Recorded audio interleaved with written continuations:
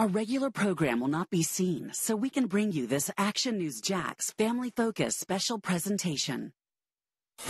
This city has more and more interesting history in its little finger than almost any other place in the state of Florida. People don't want to forget where Jacksonville came from. Jacksonville is the story of the birth of modern Florida. Jacksonville is a big place physically, any other way you want to measure it. This is a big, sprawling, complicated city. We see ourselves as a city that's on the rise. Why does Jacksonville look and feel the way it is today? This is Jacksonville Turns 200, an Action News Jax Family Focused Bicentennial Special. Brought to you by Publix, Bozarth Ford Lincoln, Wolfson Children's Hospital, First Coast YMCA, and First Florida Credit Union. Every day we bring you the news of the day from this very modern studio. Well, this is something different, a look back. Now, it's said that journalists write the first draft of history. And as we celebrate 200 years in Jacksonville, we ask, what were we before? And how does that impact us today? The answers start flowing from the St. Johns River. A barge pushes up the St. Johns towards the Main Street Bridge. The river is the main focal point in downtown Jacksonville. Today, it pulls people into the heart of the city, and we are working to develop more alongside it. Before it was christened Jacksonville in 1822, it was known as Cowford or the Cowford. 200 years ago, before the Main Street or any of our bridges, the river was a barrier to be crossed. This was the place where the historic Kings Road met the banks of the St. Johns River, and cattle drivers would ford their cattle, their cows, across the river, and it makes sense that they would have done it here. This is the narrowest point in the river, but cows across the St. Johns? Any boater knows that the current in the river flows at a really strong velocity here in the narrow section of the downtown river. Dr. Alan Bliss, the head of the Jacksonville Historical Society, says a lot has changed in 200 years. When cows were likely crossing the St. Johns more than 200 years ago, it was wider and a lot shallower. This chart from 1856 is the first record of river data that Bliss can find. Look at those depths, in the teens and 20 feet deep range, not 70 feet. And the river is narrower in downtown, too. We have increasingly encroached on the river channel in downtown. Liberty Street is actually up here in this location, extending out into the river. Ultimately, that growth made the river narrower, which helped the water flow faster, which in turn made it deeper. Bliss makes a point not to get into the politics of the changes, but as we celebrate 200 years, he says it's important to acknowledge the changes that have happened. As we consider the place we inhabit in the present moment, and as we think ahead to the century, the 2 centuries that are ahead. In the 1840s, the first Duval County Courthouse was right here on the corner of Market and Forsyth Streets. It was the site of slave auctions. The courthouse itself burned to the ground during the Civil War. Every other city that we might consider a peer city to Jacksonville spent the Civil War under the control of the Confederate regime, not Jacksonville. So you had a majority Southern-born population, but you also had a significant minority of residents who were from the North. In 1862, 1 year into the Civil War, the Union takes control of Jacksonville after the Battle of St. John's Bluff. Jacksonville spent most of the Civil War as a Union Army garrison town. Control of the town went back and forth at a couple of points during the Civil War. In April 1864, a Union ship named the Maple Leaf hit a Confederate mine off Mandarin Point. The explosion killed 4 soldiers and sunk the ship. The ship was moved by the Army Corps of Engineers in 1882, but remains buried under mud in the St. Johns River. In 1994, it was named a National Historic Landmark, and divers are not allowed to go there. The most famous unit to serve in the Civil War in Jacksonville was the 54th Massachusetts Regiment. It was led by Colonel Robert Gould Shaw. The black soldiers were promised pay equal to white soldiers, but it didn't happen right away. After more famous battles in South Carolina in 1863, they came to fight in Florida in 1864. But when they came back to Jacksonville, they wrote letters about their experience, and they were not only trying to emphasize their bravery and service to the United States, but they were arguing that here we are serving in the military, and were not being paid equally as soldiers, other white soldiers. In September 1864, the 54th Mass got their equal pay. After the defeat of the Confederacy, many freed slaves made their way to the banks of the St. Johns River. So some slaves stayed loyal to their owners and loyal to the Confederacy. Some slaves said, you know what, I'm going to take a chance and try to get to a place where there are Union soldiers. 1 year after the Civil War, the African Methodist Episcopal Church decided that freed men needed an education. Shortly after, Edward Waters College was born here in the state of Florida. Jacksonville grew. There was even a movement to move the state capital to Jacksonville in 1900, but that growth came to an abrupt halt in 1901. On May 3rd, 1901, Jacksonville's Great Fire devastated the city and put Jacksonville on a new course at the beginning of the 20th century. In Jacksonville, by the spring of 1901, we were experiencing a profound drought on top of, a city that was largely built with local timber. The conventional wisdom is that the Great Fire started on a very windy day, when the wind was blowing strong out of the west, and the sparks from cooking fires on charcoal grills at a mattress factory on the near west side of downtown were carried through the air. There is Spanish moss that has been left kind of smoldering, sparks spread.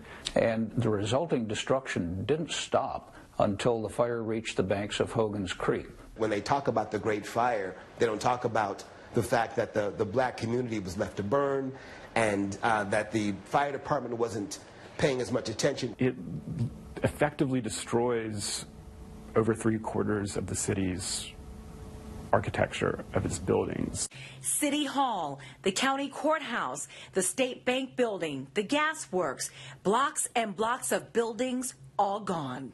It levels, all of its major homes. It's a miracle that it didn't kill more people than it did. It killed 7 people. Downtown Jacksonville is an inheritance of the Great Fire. After the Great Fire of 1901, famous architect Henry John Clutho guided the rebuilding of the city in modern masonry techniques.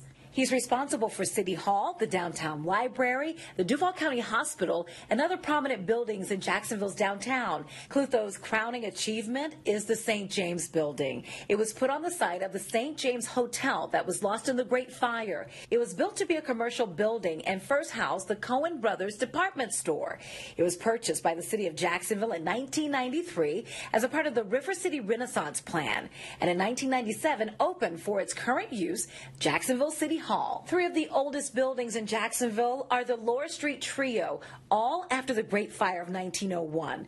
The Trio is the Florida Life Building, built in 1902, the Bisbee Building, built in 1908 and 1909, and the Old Florida National Bank, built in 1911 and 1912. They're at the corner of Laura and Forsyth Streets. The Laura Street Trio is currently being renovated. It's mixed-use multifamily housing, including affordable housing. This is Jacksonville Turns 200, an Action News Jax family-focused Bicentennial special. Brought to you by Publix, Bozarth Ford Lincoln, Wolfson Children's Hospital, First Coast YMCA, and First Florida Credit Union. World War I has initially a kind of devastating effect on Jacksonville's economy. Because of the British embargo, much of what Jacksonville produced, particularly its naval stores, was basically cut off from being sent out through Europe. The United States didn't enter until 1917. The largest industrial employer in Jacksonville during the 19-teens was the Merrill Shipbuilding Company, eventually known as Merrill Stevens Shipbuilding. The U.S. military's presence in Jacksonville dates back to the early 1900s, starting with a U.S. Army base located at a spot now marked by a Navy Blue Angel, a fleet that started right here at NAS Jax. In 1909, Camp Johnson opened as a Florida National Guard base. The site was taken over by the U.S. Army and renamed Camp Foster in 1917. NAS Jax was established October 15, 1940. The base's first logo was designed by Walt Disney himself. This base started out as primary training, which means you started out fresh, learning how to fly. Naval Station Cecil Field launched in 1941. In December of 1942, Naval Station Mayport was commissioned after years of planning and backing from Duval County voters. So for a while, Jacksonville was the only city in the United States that had 3 naval bases within its city limits. And our partnerships. For the last 49 years, Bob Reeder has been at Mayport. He's currently the portmaster. He was serving as portmaster when the USS Stark returned to port after being hit by Iraqi missiles in 1987. This little boy had tears in his eyes. I mean, it was something to see when they brought it back in here. Just amazing they kept that thing afloat like they did. And when war came home in 2001, after the 9/11 attack, we started looking at ways to secure the basin. We took telephone poles and made a barrier with telephone poles that we drew across the mouth of the basin. He was also here for a notable departure. The USS John F. Kennedy aircraft carrier was stationed at Mayport from 1995 to 2007, the last carrier stationed at Mayport. We've had 135 squadrons based here at this station. Now, NAS Jax is home to patrol, anti-submarine, helicopter, and other units supporting operations around the world. After World War II, black veterans returned to a country that treated them like second-class citizens. The fight for equal treatment at school, at work, and at stores led to conflicts around the nation and in downtown Jacksonville. In the late 1950s and early 1960s, black students around the nation protested at lunch counters demanding equal service in the segregated South. The youth division of the NAACP attempted to do that here in Jacksonville at Woolworth. On August 27, 1960, the peaceful protesters faced violence. They were met by a group, a mob of over 200 grown men with bats and axe handles. That came to be known as Axe Handle Saturday. There is news footage that shows that violence that moved from what was then Hemming Park down Laura Street towards Adams Street. Ku Klux Klan members from Jacksonville were there. Life magazine does a prominent story showing a black Jacksonville youth who has been bloodied by these white vigilantes.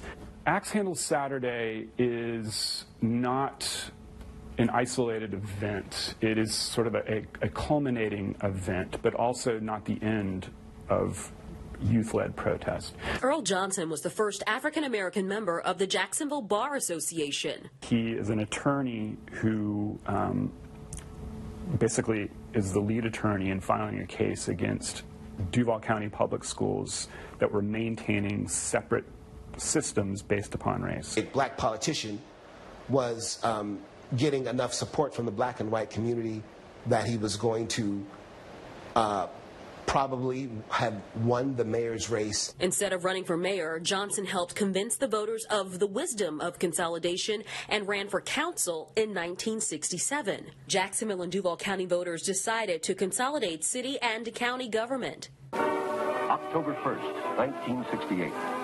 Consolidation Day, and the bold new city of the South celebrates. Jacksonville became the largest city in the continental United States geographically and is now the 13th most populous in the nation and the most populous in Florida. It was a businessman's kind of government, designed to produce the greatest possible efficiency with the least possible cost. In some cases, that has turned out to be true. In some cases, it has failed to live up to its promise.